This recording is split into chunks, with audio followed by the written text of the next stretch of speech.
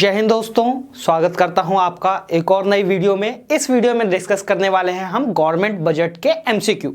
आप जानते हो भाई आपका पेपर आने वाला है बहुत जल्दी, तो तैयार हो जाओ। क्या कहता है क्वेश्चन, ठीक है। साथ ही साथ ये बहुत ज़्यादा इंपॉर्टेंट है, तो कॉपी पेन लेके भी बैठना, ठीक है। जो जो इंपॉर्टेंट एमसीक्यू हो लिख जरूर लेना, एग्जाम में आने के बहुत ज़्यादा हाई चांसेस हैं इनके।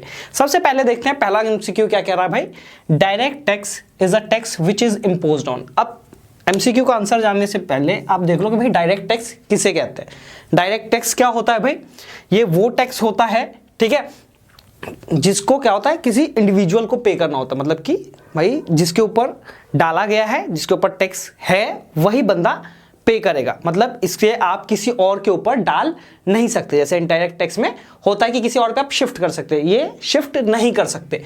तो भाई क्या ये कॉर्पोरेशंस के ऊपर पड़ता है, क्या इंडिविजुअल्स के ऊपर, या दोनों के ऊपर, या किसी पे भी नहीं।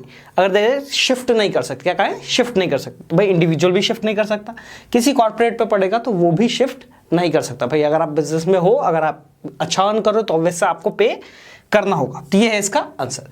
अगले एमसीक्यू पे बढ़ते हैं, ये भी डायरेक्ट टैक्स से रिलेटेड है। डायरेक्ट टैक्स का एग्जाम्पल पूछ रहा है भाई, क्योंकि अब जैसे कि आपको मैंने बताया शिफ्ट नहीं कर सकते, तो ऑब्वियसली बात क्या ये एंटरटेनमेंट टैक्स है। भाई एंटरटेनमेंट टैक्स क्या होता है, मूवी थिएटर वाले जैसे कि एंटरटेनमेंट टैक्स लेते हैं, है ना, लगाया तो जाता है उनके ऊपर, लेकिन वो आपसे लेते हैं ना। आप मूवी देखने जाते हो, आपके ऊपर लगाया जाता है। सेल्स टैक्स में भी ऐसा हिसाब किताब है। वेट तो अब चलिए खत्म ही हो गया। तो लास्ट वन है इनकम टैक्स। इनकम टैक्स क्या है, ये आंसर है आपका। क्यों है, क्योंकि भाई डायरेक्ट टैक्स का, अब देखिए इनकम टैक्स सीधा सीधा आपकी इनकम के ऊपर लगाया जाता है, आप इसे किसी और पे शिफ्ट नहीं कर सकते, ठीक है। बढ़ते हैं अगले एमसीक्यू की तरफ। क्या कहता है, the major source of revenue receipts for the government is not. जो भाई रेवेन्यू रिसीट्स क्या है भाई, अब गवर्नमेंट की बात हो रही है, गवर्नमेंट की इनकम की, ठीक है भाई। इनमें से चार ऑप्शन है आपके पास, tax revenue, income tax, wealth tax, profits. इन चारों में से कौन सा एक मेजर सोर्स नहीं है गवर्नमेंट का रेवेन्यू रिसीट्स का, ठीक है भाई। मेजर सोर्स की बात हो रही है, ठीक है। अब ये तीनों तो देखिए टैक्स रेवेन्यू, इनकम टैक्स और वेल्थ टैक्स, ये टैक्स की कैटेगरी में। डी है इसका आंसर। क्यों जानते हैं, प्रॉफिट, क्योंकि देखिए प्रॉफिट फिक्स नहीं होता, तो ये मेजर इनकम सोर्स कैसे होगा भाई। प्रॉफिट हो भी सकता है और नहीं भी हो सकता, और गवर्नमेंट कंपनीज की हालत तो आपको पता ही है ना। तो प्रॉफिट्स इसका आंसर है। अगले एमसीक्यू पे बढ़ते हैं। The policies useful to reduce inequalities of income are the. पहले क्वेश्चन को अच्छे से समझते हैं। क्या है, the policies useful to reduce inequalities. भाई क्या है, समाज में इनकम की वजह से जो इनइक्वालिटीज आ रही है, ठीक है, असमानता बढ़ती है, तो गवर्नमेंट कौन सी पॉलिसी से, ठीक है, उसे ठीक कर सकती है भाई। मॉनेटरी पॉलिसी के थ्रू, पब्लिक डिस्ट्रीब्यूशन पॉलिसी के थ्रू, बजटरी पॉलिसी के थ्रू, या फॉरेन पॉलिसीज के थ्रू।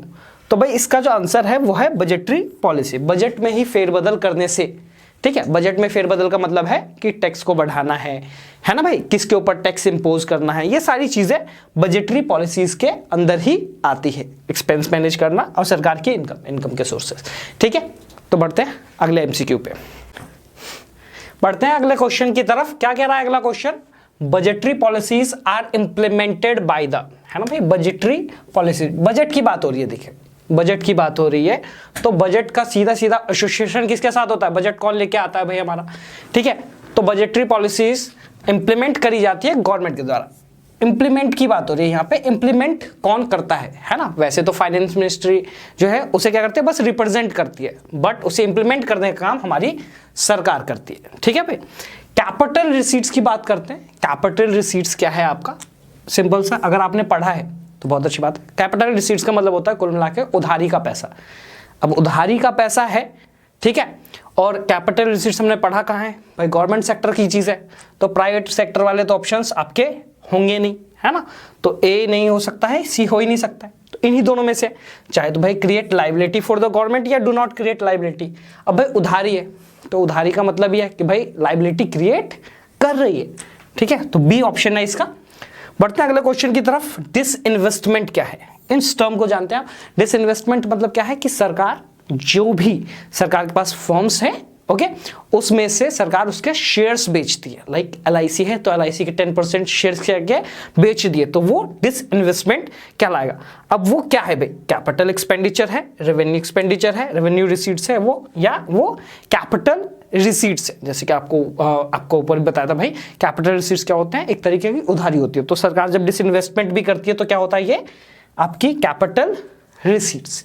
ठीक है, बने रहिए हमारे साथ ऐसे ही और MCQs क्वेश्चन के लिए। ठीक है, आपको आगे की वीडियोस में, आगे के चैप्टर्स में हम जानेंगे। ठीक है, थोड़ा इसको